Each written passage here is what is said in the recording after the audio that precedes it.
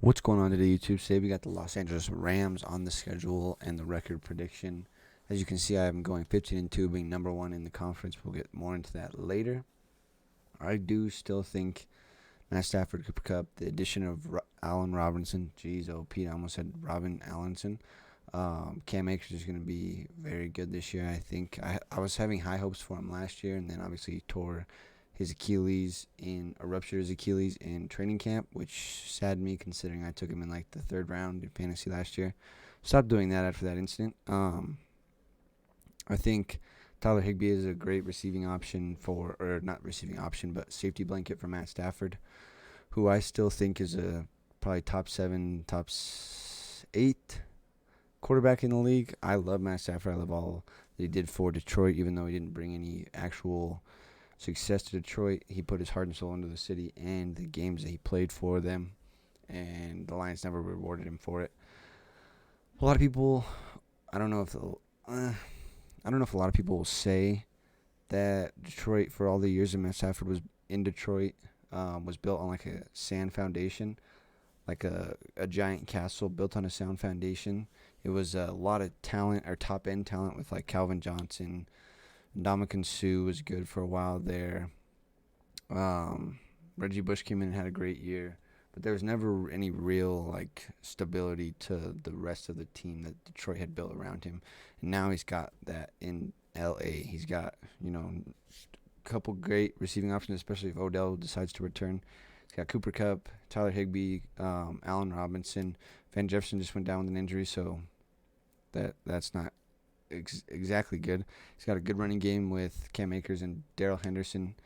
Obviously, LA didn't trust Darrell Henderson to be the workhorse like they thought he might be able to be when they drafted him, or as seen by the Sony Michel trade. But obviously, Sony Michel wasn't that guy either, as they let him go. That could have also been that Cam Akers was going to come back with a full healthy year and provide for them, or not provide, produce. Jeez, Pete, I'm getting tongue tied. On to the defensive side of the ball, and their offensive line is good. I just realized I forgot to talk about their offensive line.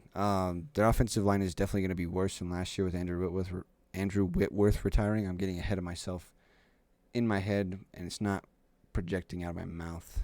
That's just wrong to say. Anyway, their offensive line is still going to be good. I don't think it's going to be as good as last year, but it's still going to be good. Probably still one of the better offensive lines Matt Stafford's seen in his career. Then moving on to the defensive side of the ball, obviously I have two of the probably top 5 players in the league, in my opinion. Jaylen Ramsey's probably top 10 more like than top 5.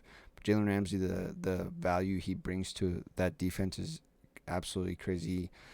He's a cornerback that lines up against tight ends, running backs, and wide receivers and can cover all 3 of them with ease. Like, he doesn't struggle to recover against the size of a tight end or the speed of a wide receiver or the combination of both of a running back. So I just think Jaylen Ramsey is truly one of the best defensive players in the league. And he can rush the passer when he needs to, or when they have him rush the passer. Anyway, on to Aaron Donald. I think he's the best defensive player of all time. Winning the Super Bowl now, I think, solidifies that. He was in competition with Lawrence Taylor, but I now think that with what he's done with his career, adding the Super Bowl on top just is like the cherry on top of the whole entire thing. Moving on from those two, it's kind of, if it's going to be a lot of role players, but I think with like Taylor Rapp maybe taking a step forward, or they just lost Sebastian Joseph Day, which is going to make stuff not as fun. But then, you just got to have a bunch of role players like they did last year, other than Von Miller coming in halfway through the season or whatever it was. They didn't have any stellar other people there. Also, they got a couple good linebackers right now. I can't think of their name. But let's go on to their record. So week 1, I think they come out and beat the Buffalo Bills. This might be a little bit of Matt Stafford bias, but I think he will outduel Josh Allen in that conversation. If you've seen one of my last videos, I don't like that term for quarterbacks to duel because it's not really what it is. But I think LA comes out, and I mean they could honestly lose this game. That's not that far of a shot to say that LA could lose this game very easily, in my opinion. But I'm going to have them squeaking it out. It's not going to be very if it is a Rams win, it's not going to be like a blowout or anything like that unless, Josh Allen doesn't come out and play and they start somebody else at quarterback. Anyway, they have the Falcons Week 2, which I think is just going to – this is not the score I'm predicting, by the way. I don't know where these scores – I'm just now realizing that this is the score that I'm saying is going to be, and this obviously doesn't add up because I'm winning with only 21 points over the Bills 24. Anyway, Falcons don't have to say a bunch. Falcons are not going to be good. I don't think they don't have a lot on defense. They barely have anything on offense. I don't think you can count on Drake London and Kyle Pitts to carry the team to 40 points, which is what they're going to have to score to beat their opponent because their defense can't hold or will not hold. They have A.J. Terrell, who's a beast and underrated as heck. You got Deion Jones, who's pretty good, and you got Grady Jarrett. But other than that, you don't really got anybody on defense that's worth a mention. Week 3, because I forgot the Cardinals game. The Cardinals, I'm going to say, win this game. I think with Kyler Murray playing, his best football at earlier times of the year, I think the Rams defense could be susceptible to his games and like what he does with his pocket presence and his scramblability, his ability to scramble or do his ability to do with the football. Oh my Lord, his ability. I'm just going to move off of it. Week 4, they play the San Francisco 49ers. I think this is a win. A lot of the 49ers games are dependent on whether or not Trey Lance comes out and performs. In some of these games, I don't think it really matters, like this Rams game. I think the Rams are just better than the 49ers. The offense is better, I think, than the Rams offense is better than the 49ers defense, but the 49ers offense is better than the Rams defense, if that makes sense. And I know the 49ers defense is better than the Rams or better than the 49ers offense. But you know what I'm trying to say. The Rams are going to score more points, essentially, is what I'm saying. Then week 5, they pick up the game against Dallas Cowboys. I don't think the Cowboys are going to be all that good. Like I said in one of my other videos, or one of my other schedule predictions, I think the loss of Amari Cooper is going to hurt the Cowboys more than what a lot of people think because he didn't produce all that well last year. So they think that CeeDee Lamb's just going to step in and take all those receptions and everything. And I don't think it's how it's going to work. Week 6, they play the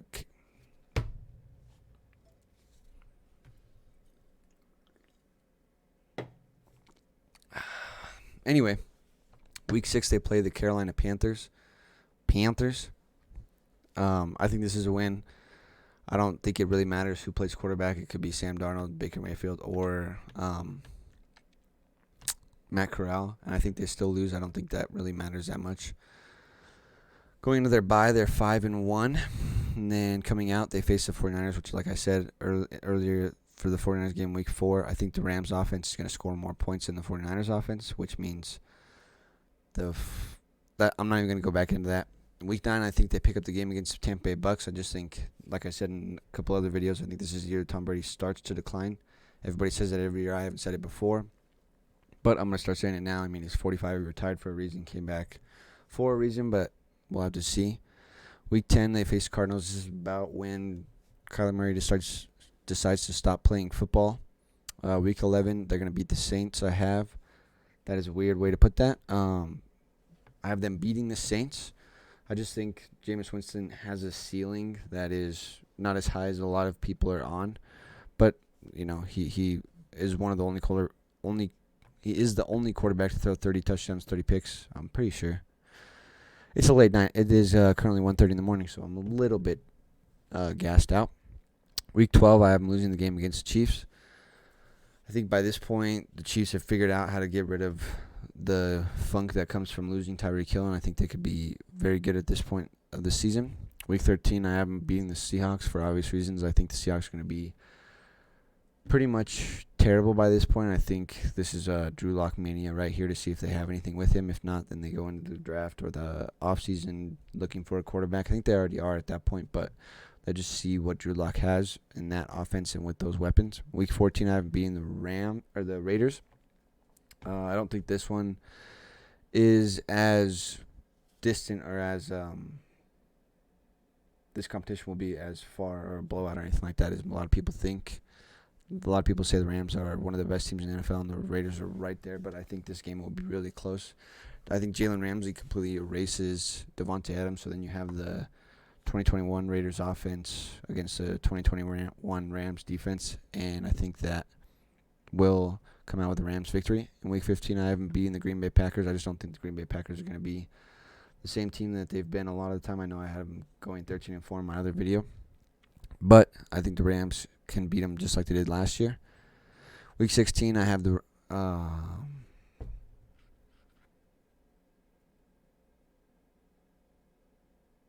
Rams beat the Green Bay Packers last year, didn't they? Let's look at this. For some reason, I have it in my mind that they beat them, but I'm not sure. Oh no, they couldn't have lost to them. That is 2020. I need 2022. Then why does it? What? They couldn't have lost to the.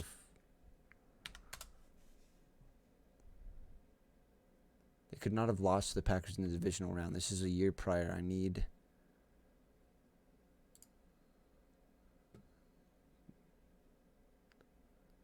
Here it is. Here it is. They lost. They did lose to them. So, okay. I was wrong. They did lose to the Green Bay Packers on Sunday, November 28th at 4:25 Eastern, 36-28. Okay.